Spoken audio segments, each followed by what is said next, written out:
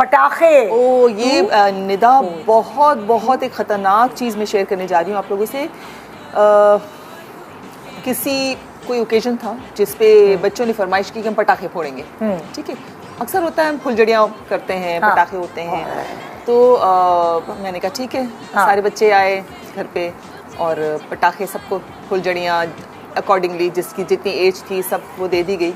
अच्छा मेरा बेटा बहुत छोटा था, शलवार कमीज़ पहनी थी उसने, बहुत पतला सा कपड़ा उसने पहना हुआ था। और उसने क्या किया कि कुछ पटाखे उठा के उसने अपनी जेब में डाल दिए। बच्चे हैं ना एक्साइटमेंट में कि कहीं मुझे बाद में मिले ना मिले, या पता नहीं मेरे पटाखे कोई और ना ले जाए या कुछ। तो उसने, हालांकि मैं उसको सुपरवाइज कर रही थी, लेकिन उसने डाल के जेब में रख दिए। उसके बाद कोई हाथ में किसी के था पटाखा, उसने उसको कैच किया, उसमें जेब के अंदर वो जो शर्ट शलवार कुर्ते का जो साइड का पॉकेट होता है, फुलझड़ी वगैरह होगी ना किसी के हाथ में, उसमें लगा, फायर लगी और उसके सारे अंदर जो है ना वो फटना शुरू हो गया। ओह माय गॉड, बच्चा आप सोच नहीं सकते हो कि उस वक्त अल्लाह ताला ने उसे बचाया। शुक्र, उस वक्त अल्लाह ताला ने उसे बचाया, कोई और ज़ात उसको नहीं बचा सकती थी। जिस तरह से उसने अपने जेब में पटाखे रखे हुए थे, मैंने उस जैसे ही मैंने देखा कि एक फायर लगी, मैंने उसकी भाग के वो मेरे पास ही था, मैंने उसकी शर्ट को फाड़ा है। और उस वक्त कितनी मुझे अल्लाह ने ताकत दे दी थी कि शर्ट को मैंने आगे से यूं करके सारा फाड़ा, उसको उतार दिया, उसकी शर्ट उतारी। और वो परेशान हो गया कि ये मम्मा को क्या हो गया है, मेरे कपड़े क्यों फाड़ के उतारी है। और वो मैंने दूर फेंकी। और अच्छा है कि उसने बहुत ज़्यादा नहीं रखे थे।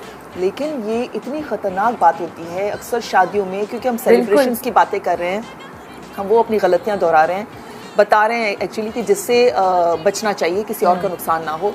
शादियों में अक्सर फायरिंग के आपने किस्से सुने होंगे, कितने लोगों की डेथ्स हो जाती हैं। कितने लोगों फायरिंग में ये जो सेलिब्रेशंस के दौरान हम लोग पटाखे फोड़ते हैं, उनमें कितने लोगों का नुकसान आपको पता है, हम लोग गेटेड कॉलोनी में रहते हैं। और एक दिन रात को मेरे घर के अंदर गाड़ी पार्क थी, घर के अंदर, ठीक है। हमारे घर के करीब, हमारी कॉलोनी के बाहर शादी हॉल्स हैं।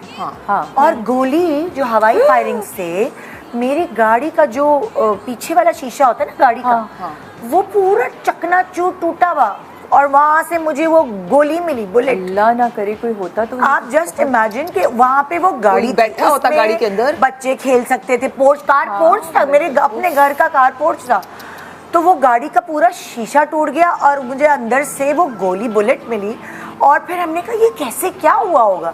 तो फिर पता चला जी हवाई फायरिंग जो होती है, तो हवाई फायरिंग की जो बुलेट्स हैं, जाती है, गोलियां हैं, वो तो कहीं ना कहीं समझ नहीं आती, ऊपर तो नहीं रहती ना। खुशी के इजहार के लिए आप कैसे कैसे हम लोग, एक ये खतरनाक और एक वो जो पुराने जमाने में, और स्टिल अब भी मेहंदियां नहीं, वो कैंडल्स जला लेते हैं। मुझे भी ये बात मेरे बाल चल चुके हैं, आपके बाल, मेरी कजन के बाल मुझे अच्छी तरह याद है। हम सब गाना बजाते हुए जा रहे हैं, मेहंदियों के थाल हाथ में, और अचानक एक आग का ना गोला सा उठा, क्योंकि खुले हुए बाल थे, लंबे बाल थे सबके बाल। आप यकीन माने वो मेहंदियों के थाल और मैंने अपनी आंखों से कनाडा में बहुत बड़ा घर जलते हुए देखा है। मेरी गली के कोने पे घर पूरा जल गया था। इसी वजह से उन्होंने कोई कैंडल्स रखी थी घर में, कोई सेलिब्रेशंस हो रही थी, उन्होंने कोई एक्साइटमेंट में हर जगह कैंडल्स। वहाँ तो लकड़ी के घर होते हैं, वो तो फायर ऐसे कैच करते हैं आपके सोफों को, किसी को भी फायर लग गई, लकड़ी का पूरा घर जल गया उनका। लेकिन क्योंकि वहाँ इंश्योर्ड होते हैं घर सारे, तो उनको पूरा नया घर बन के मिल गया। लेकिन फिर भी ये खतरनाक तो है ना, मतलब ये जान आप देखिए,